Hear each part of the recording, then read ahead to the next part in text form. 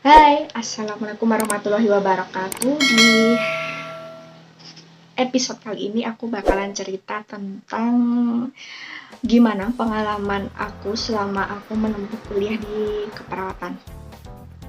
Nah, di semester 1 ini jatuh bangun banget ya, IPK aku itu lumayan turun daripada IPK aku yang selanjutnya.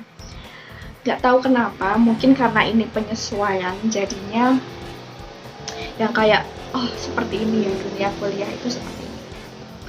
IPK aku itu dulu 3,2 kayaknya, 3,2.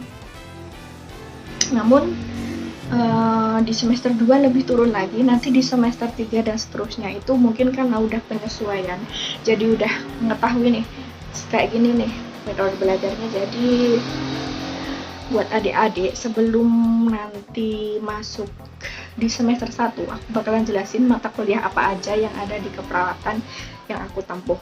Di semester 1 itu ada mata kuliah yang pertama yaitu agama, yang kedua yaitu ada mata kuliah kewarganegaraan, ada mata kuliah Pancasila, ada mata kuliah bahasa Indonesia, ada mata kuliah bahasa Inggris, ada mata kuliah IBD, ada mata kuliah komunikasi dan konsep dasar keperawatan.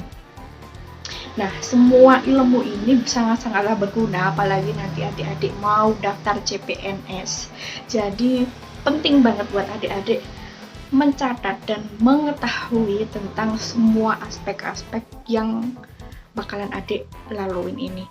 Jadi benar-benar harus dipersiapkan sedini mungkin. Nah, karena bidang yang sudah aku laluin di keperawatan yaitu salah satunya adalah konsep dasar keperawatan, maka di episode kali ini aku bakalan bahas tuntas tentang konsep dasar keperawatan. Oke, yang pertama konsep dasar keperawatan itu yaitu tentang perkembangan keperawatan di dunia dan di Indonesia. Perkembangan keperawatan di dunia itu dari zaman ke zaman itu sudah mengalami perkembangan yang cukup pesat. Perkembangannya itu karena dari sisi perkembangan dari kesehatan manusia itu sendiri. Nah, aspek-aspek peristiwa yang mempengaruhi sejarah dan keterampilan manusia itu ada 3. Yang pertama yaitu dari sisi aspek masyarakatnya sendiri. Nah, di abad ke-19 sebelum abad 19 itu, masyarakat masih memandang rendah tentang dunia, tentang pekerjaan keperawatan sendiri. Manusia dalam status sosial. Nah, pada awal abad 19 hingga akhir abad 19 itu keperawatan mulai banyak tokoh-tokoh yang muncul, yaitu kayak Florence Nightingale, sehingga membuat perubahan bahwa pekerjaan di bidang keperawatan itu merupakan pekerjaan yang sangat mulia, pekerjaan yang sangat dihargai, pekerjaan yang bermoral dan berdedikasi. Yang kedua yaitu ada aspek dari segi aspek peristiwa dari perang. Nah, di perang itu kan biasanya banyak kayak korban yang jatuh sakit, korban meninggal, korban kelaparan, dan munculnya berbagai penyakit, sehingga dibukalah suatu rumah sakit, sehingga kemajuan di bidang pengobatan dan keperawatan itu juga berkembang. Yang ketiga yaitu dari aspek kepemimpinan. Dari aspek kepemimpinan sendiri ini dulunya dikelola oleh gereja, namun saat sekarang ini dikelola oleh sipil. Muncullah tokoh bernama Florence Nightingale. Florence Nightingale ini mengembangkan suatu modul asuhan keperawatan bahwa seseorang yang sakit itu ternyata dipengaruhi oleh faktor lingkungan. Nah, Florence Nightingale ini berupaya untuk meningkatkan keterampilan dari perawat itu dengan membuka sekolah keperawatan. Usaha yang dilakukan Florence yaitu dengan membuat suatu sekolah keperawatan dan menetapkan tujuan dari keperawatan itu sendiri dan meningkatkan keterampilan bagi calon perawat.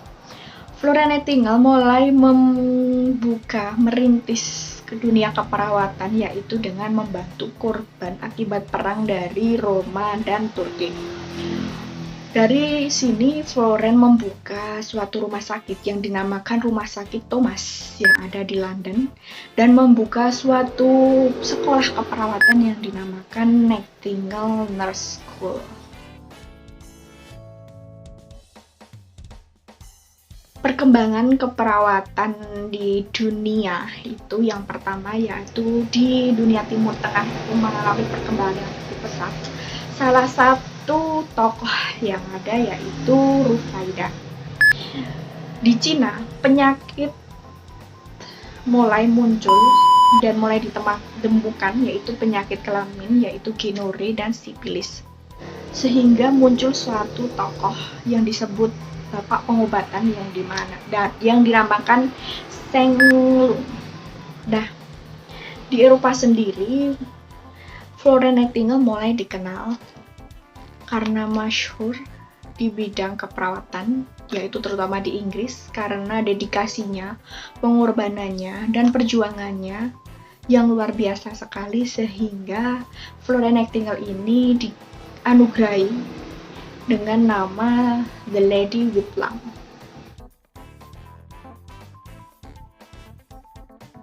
Ada Lilian dan Mary. Lilian dan Mary ini merupakan orang pertama yang memberikan layanan keperawatan yang terlebih bagi kaum miskin di New York. Mereka memberikan layanan keperawatan yaitu layanan sosial, pendidikan dan budaya, serta mendirikan sekolah keperawatan sebagai tambahan keperawatan kunjungan di rumah. Yang kedua yaitu ada Margaret Higgins. Margaret Higgins ini memberikan manfaat yaitu layanan kesehatan bagi wanita. Beliau juga dianggap sebagai pendiri keluarga berencana karena berhasil menurunkan angka kehamilan. Yang ketiga yaitu ada Hidegard Peplau. Hidegard Peplau juga menegaskan bahwa hubungan antara manusia itu merupakan hubungan dasar bagi perawat untuk mengkaji proses hubungan dengan pasien. Yang keempat yaitu ada Hideo Jan Orlada. Keperawatan itu bertujuan untuk merespon perilaku pasien dalam memenuhi kebutuhan yang segera. Yang kelima yaitu ada Virginia Henderson. Beliau mengungkapkan bahwa perawat hanya membantu pasien dalam melakukan hal yang tidak dapat ia lakukan sendiri, agar kemandirian pasien meningkat. Yang keenam ada Callista Roy. Callista Roy mengungkapkan bahwa perawat itu untuk memenuhi kemudahan bagi pasien, guna mengembangkan kemampuan penyesuaian diri pasien. Jadi, lebih ke kemandirian pasien. Yang ke-7 ada Martha Eroja. Manusia mempunyai sifat alamiah yang tidak dapat dipisahkan dari lingkungan. Tadi kan kita udah bahas nih tentang sejarah perkembangan keperawatan yang ada di dunia. Sekarang kita akan bahas sejarah perkembangan keperawatan yang ada di Indonesia. Sejarah perkembangan keperawatan yang ada di Indonesia itu tidak lepas dari kemerdekaan Indonesia sendiri, yang dibagi menjadi dua, yaitu sebelum kemerdekaan dan setelah kemerdekaan. Pada masa sebelum kemerdekaan, yaitu pada masa penjajahan Inggris, Jepang, dan masa penjajahan Belanda. Pada masa penjajahan Belanda, terutama di zaman VOC, dibangunlah suatu rumah sakit yang dinamakan Rumah Sakit Binen Hospital. Nah, di Rumah Sakit Binen Hospital ini penduduk pribumi dijadikan sebagai perawat yang dilaksanakan untuk menjaga orang yang sakit. Nah, selain itu, untuk pertama kalinya perawat juga melakukan perawatan pada staf dan tentara yang ada di Belanda. Untuk yang kedua yaitu pada masa penjajahan Inggris, yang di masa penjajahan Inggris ini dipelopori oleh Raffles. Pada masa ini Usaha yang dilakukan yaitu dengan melakukan pencacaran, dengan melakukan upaya perbaikan perawatan pada pasien gangguan jiwa, dan upaya pemberian kesehatan pada rakyat tahanan. Dan yang ketiga yaitu pada masa penjajahan Belanda II. Pada masa penjajahan Belanda II ini dibentuklah rumah sakit yang ada di Jakarta, yaitu dengan nama Rumah Sakit Van Verband. Nah, di rumah sakit ini kemudian tahun 1919 dipindahkan di Salemba dan sekarang dikenal dengan Rumah Sakit Cipto Mangunkusumo.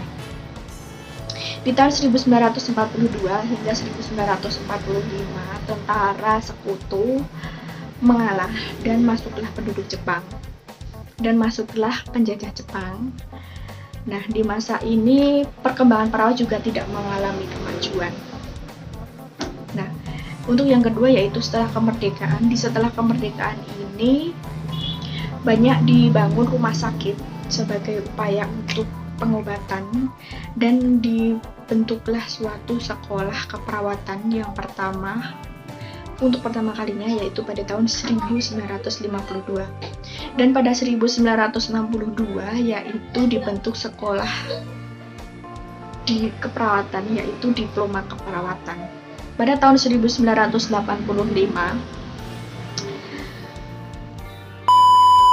sekolah keperawatan dibentuk yaitu setara dengan sarjana yang dilaksanakan pertama kali di Universitas Indonesia. Dan pada tahun-tahun berikutnya muncullah sekolah-sekolah di kota lain setara sarjana yaitu di kota Jakarta, Bandung, dan di kota Surabaya. Dengan dibentuknya sekolah diploma, sarjana, hingga doktoral, maka profesi keperawatan diakui dan tidak tergantung dari profesi lain. Maka sejak zaman ini profesi keperawatan mulai diakui oleh profesi lainnya. Jadi udah tahu kan tentang perkembangan zaman keperawatan di dunia maupun di Indonesia. Nah, kalau adik-adik ingin tahu tentang konsep dasar keperawatan yang selanjutnya untuk memulai start nih dari teman-teman yang lain, nanti pantengin deh video yang selanjutnya, yaitu aku akan bahas tentang paradigma dan falsafah keperawatan. Untuk itu, buat adik-adik semua, jangan lupa untuk tetap belajar, tetap semangat, dan jalani hari-hari dengan penuh semangat.